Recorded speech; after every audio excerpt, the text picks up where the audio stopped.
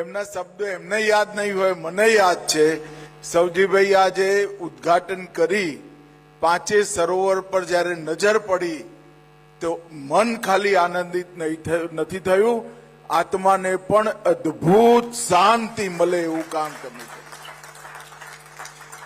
સવજીભાઈ પરિવારમાં માનવાવાળા વ્યક્તિ છે.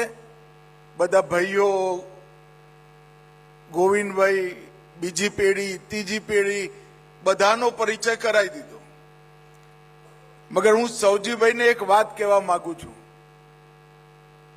સવજીભાઈ મત્સ્ય પુરાણ જેને વાંચ્યું છે એને ખબર હશે કે કૂવો કોઈ કરાવે ગામમાં તો એને ખૂબ પુણ્ય મળે. એક વાવ કરાવે તો 10 કુવા જેટલું પુણ્ય મળે.